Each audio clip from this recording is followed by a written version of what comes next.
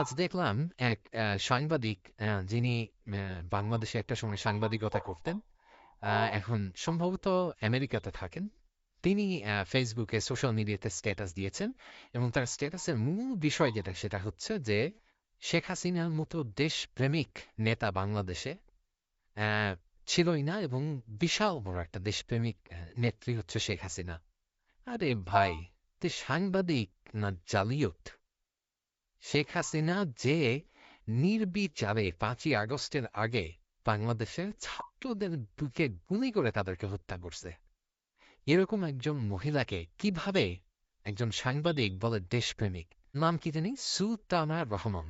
সাংবাদিকতার ইথিক্স বলে তো কিছুই জানে না, কেমনে সাংবাদিকতা করছে? না, লাথি মেরে দেশ থেকে বের করে দেয়া দরকার, লাথি মেরে বের করে দেয়া দরকার। আর তবে আমার যেটা ধারণা, উনার ফেসবুক আমি ফলো করলাম, যেটা আমি দেখলাম যে উনি আওয়ামী লীগের পক্ষে এবং ছাত্র জনতার বিপক্ষে আন্দোলনে বিপক্ষে উনি সবসময় অবস্থান নিয়েছেন। এটার কারণ যেটা আমার কাছে মনে হয়েছে, যাক এরা তো আসলে তো লেখাপড়া নাই একেবারেই, খুবই পড়াশোনা নলেজ খুবই কম এই মানুষগুলো।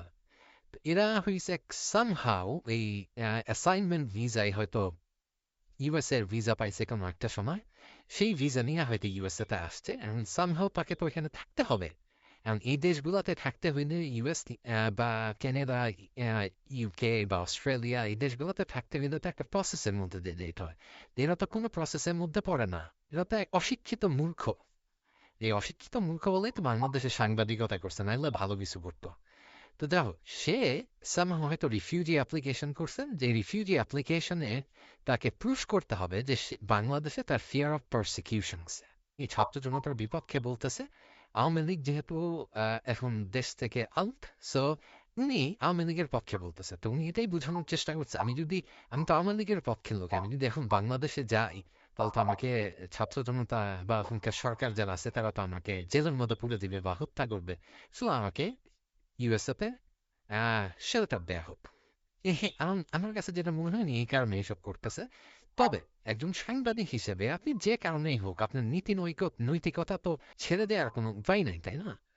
মানে আপনি ভাই বহু বছর সাংবাদিকতা করছেন, আপনার এই অবস্থা, মানে এই লেভেলের ছাত্রা হয়ে গেছেন ভাই। নৈতিকতা নাই বললেই চলে। তবে হ্যাঁ, উনি যখন সাংবাদিকতা করতেন, উনার এই যে এই পোস্টটা দেখেন, এখানে উনি শেখ হাসিনার সাথে ছবি তুলছেন, সেই ছবিও উনি দিছেন।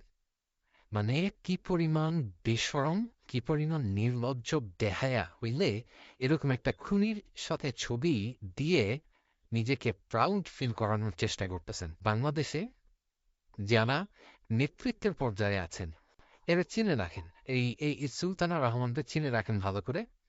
এরে যদি বাংলাদেশে পান, এরা পিটাইতে পিটাইতে পিঠের চামড়া তুলে ফেলবে। মানে আওয়ামী লীগের দালাল, আওয়ামী লীগের দালাল, এরা পিটাইয়ে চামড়া তুলে ফেলা দরকার।